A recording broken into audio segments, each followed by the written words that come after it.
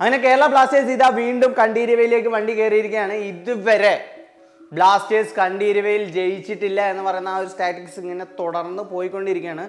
അതിനൊരു വിരാമിടാൻ കൂടിയിട്ടായിരിക്കണം ഈ ഒരു പോക്ക് എന്ന് നമുക്ക് പ്രതീക്ഷിക്കാം. എന്തായാലും ബ്ലാസ്റ്റേഴ്സ് ഇപ്പോൾ 10ാം സ്ഥാനത്താണ്, മറിച്ചാവട്ടെ ബാംഗ്ലൂരു 2ാം സ്ഥാനത്താണ് ഇപ്പോൾ നിൽക്കുന്നത്. ആദ്യ ലെഗ് ഇവർ ഏറ്റുമുട്ടിയപ്പോൾ 3-1 എന്നുള്ള സ്കോർ ലൈനിൽ നമ്മൾ കൊച്ചിയിൽ വെച്ച് പരാജയപ്പെട്ടു. എന്തായാലും ബ്ലാസ്റ്റേഴ്സിൻ്റെ ഇപ്പോഴത്തെ ഒരു പോക്ക് എന്ന് പറയുന്നത് ചെന്നൈയുമായിട്ട് ഒരു മികച്ചൊരു പെർഫോമൻസ് കാഴ്ചവെച്ച് FC ഗോവയുമായി നല്ല ദയനീയമായ ഒരു തോൽവി ഏറ്റുവാങ്ങി. എന്തായാലും അതെല്ലാം വരുന്നത് നമ്മുടെ തോൽവികളെല്ലാം എടുത്ത് നോക്കുകയാണെങ്കിൽ ഇൻഡിവിജ്വൽ എറേഴ്സിലൂടെയാണ്. അത് തീർച്ചയായിട്ടും ബ്ലാസ്റ്റേഴ്സ് മാറ്റിയെടുക്കേണ്ടത് തന്നെയാണ്. കഴിഞ്ഞൊരു മത്സരത്തിലാവട്ടെ സച്ചിൻ സുരേഷ് അതൊരു അത് എല്ലാവർക്കും പറ്റാവുന്ന രീതിയിലുള്ള ഒരു അൺഎക്സ്പെക്റ്റഡ് ഷോട്ടായിരുന്നു. അപ്പോൾ തീർച്ചയായിട്ടും അത് ഗോൾ കീപ്പറെ അല്ല പറയേണ്ടത്. എന്തായാലും മറ്റുള്ള താരങ്ങളും നല്ല മികച്ച പെർഫോമൻസ് കാഴ്ചവെക്കുന്നുണ്ടെങ്കിൽ പോലും ഡിഫൻസിലെ ഇൻകൺസിസ്റ്റൻസി തീർച്ചയായിട്ടും ബ്ലാസ്റ്റേഴ്സിന് വലിയൊരു വില തന്നെ കൊടുക്കേണ്ടി വരുന്നുണ്ട്. അതിലെടുത്ത് പറയേണ്ടത് നമുക്ക് സന്ദീപ് സിംഗും അതുപോലെ തന്നെ മിലോസിനെയാണ്. കാരണം മിലോസിൻ്റെ കാര്യം പറയുകയാണെങ്കിൽ ഒരു 90 മിനിറ്റ്സ് പ്ലെയർ അല്ല എന്നുള്ളത് എനിക്ക് പലപ്പോഴായും ഫീൽ ചെയ്തിട്ടുണ്ട്. കാരണം ഒരു 70-80 മിനിറ്റ് വരെ പുള്ളി മരിച്ച് കളിക്കും. അതിനുശേഷം പിന്നോട്ട് അങ്ങോട്ടുള്ള ആ ഒരു സമയം വന്നു കഴിഞ്ഞ് കഴിഞ്ഞാൽ കാരണം പുതിയ ഫ്രഷ് ലെഗേഴ്സ് വരുമ്പോൾ പുള്ളി അവരോടൊപ്പം ഏറ്റുമുട്ടി നിൽക്കാനുള്ള ഒരു പ്രശ്നം നമ്മൾ പലപ്പോഴായും കാണുന്നുണ്ട്.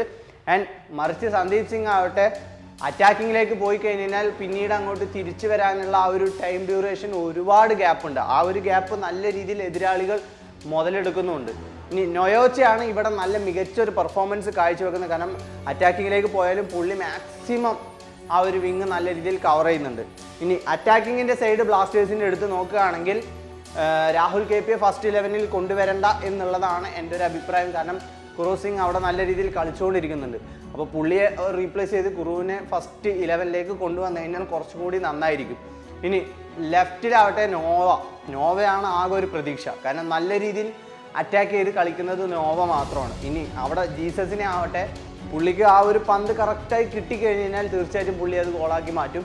ഇനി മിഡ്ഫീൽഡിലാവട്ടെ നമ്മുടെ ലൂണയാണ് കളിച്ചുകൊണ്ടിരിക്കുന്നത്. ലൂണയുടെ ആ ഒരു പെർഫോമൻസ് കഴിഞ്ഞൊരു മത്സരത്തിൽ മികച്ചതായി തോന്നിയെങ്കിലും കഴിഞ്ഞ മത്സരങ്ങളെ അപേക്ഷിച്ച് നല്ലൊരു പെർഫോമൻസ് നമുക്ക് കഴിഞ്ഞൊരു മത്സരത്തിൽ നമുക്ക് കാണാനായി സാധിച്ചിട്ടുണ്ട്. അപ്പോൾ ആ ഒരു ഫോം തുടർന്ന് പോവുകയാണെങ്കിൽ തീർച്ചയായിട്ടും ബ്ലാസ്റ്റേഴ്സിന് ഈ ഒരു മത്സരം മിഡ്ഫീൽഡിൽ നല്ല രീതിയിൽ കൂട്ടാനായിട്ട് സാധിക്കണം. ഇനി ബാംഗ്ലൂരിനെ എടുത്ത് നോക്കുകയാണെങ്കിൽ ബാംഗ്ലൂർ നിലവിൽ കളിച്ചുകൊണ്ടിരിക്കുന്നത് 4-4-2 അല്ലെങ്കിൽ 4-3-3 എന്നുള്ള ഒരു ഫോർമേഷനിലാണ്. ആ ഒരു ഫോർമേഷൻ നല്ല രീതിയിൽ മുതലെടുക്കുന്നുണ്ട്. ആ ഒരു ഫോർമേഷൻ കളിക്കുമ്പോഴാണ് ഇവർ ഏറ്റവും കൂടുതൽ ഗോളുകൾ കണ്ടെത്തിയിരിക്കുന്നത്. പല മത്സരങ്ങളായി നോക്കുകയാണെങ്കിൽ കഴിഞ്ഞ ഒഡീസിയുമായി പരാജയപ്പെട്ടുകൊണ്ടാണ് ഈ ഒരു മത്സരത്തിലേക്ക് വരുന്നത്. തീർച്ചയായിട്ടും അവർ ഈ ഒരു മത്സരം വിജയിക്കാനായിക്കൊണ്ട് തന്നെയായിരിക്കണം. കാരണം ബ്ലാസ്റ്റേഴ്സിൻ്റെ സ്ട്രാറ്റജി എന്ന് പറയുന്നത് ഒരു അറ്റാക്കിംഗ് ഫോർമേഷനിലാണ് കളിച്ചുകൊണ്ടിരിക്കുന്നത്. ബ്ലാസ്റ്റേഴ്സിൻ്റെ ആ ഒരു ഇൻകൺസിസ്റ്റൻറ്റ് ഡിഫൻസിനെ പൊളിക്കാനായി തീർച്ചയായിട്ടും ബാംഗ്ലൂരു അതിനുള്ള മുഴുവൻ എഫേർട്ടും ഇടും. കാരണം പെരേര എന്ന് പറയുന്നത് ഒരു ഹൈ പ്രസിംഗ് പ്ലെയറാണ്. പുള്ളിയെ വെച്ചുകൊണ്ട് തന്നെ ഗോളുകൾ സ്കോർ ചെയ്യാൻ തീർച്ചയായിട്ടും ബാംഗ്ലൂർ നല്ല രീതിയിൽ ശ്രമിക്കും. അതുപോലെ തന്നെ സുനിൽ ഛേത്രി ബോക്സിൻ്റെ ഉള്ളിലാണ് ഏറ്റവും കൂടുതൽ സുനിൽ ഛേത്രി അപകടകാരിയാവുന്നത്.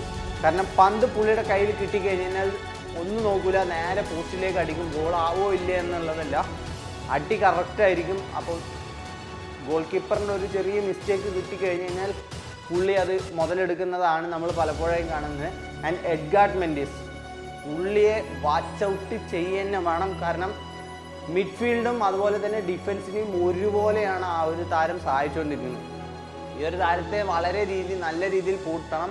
നിഖിൽ പൂജാരി ആവട്ടെ നോവയെ പൂട്ടാനുള്ള ആ ഒരു എല്ലാ പഴുതും അടച്ചിട്ടുണ്ടാവും. ആൻഡ് രാഹുൽ ബേക്കെ ഡിഫൻസിൽ വളരെ ശക്തമായ ഒരു പ്ലെയറാണ് രാഹുൽ ബേക്കെ എന്ന് പറയുന്നത്. അപ്പോൾ പുള്ളിയെയും നമ്മൾ നല്ല രീതിയിൽ ഭയക്കേണ്ടതാണ്.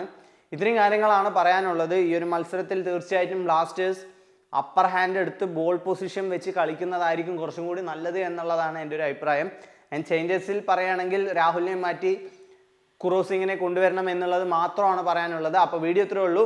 വീഡിയോ ഇഷ്ടപ്പെടുന്നു വിചാരിക്കുന്നു. വീഡിയോ ഇഷ്ടപ്പെട്ടാൽ ലൈക്ക് ചെയ്യാനും ഷെയർ ചെയ്യാനും സബ്സ്ക്രൈബ് ചെയ്യാനും മറക്കരുത്. അപ്പോൾ നിങ്ങൾ വീണ്ടും അടുത്തൊരു വീഡിയോ കാണുന്നതായിരിക്കും. ഇറ്റ്സ് മിസ് വെയിൽ സൈനിങ് ഔട്ട്.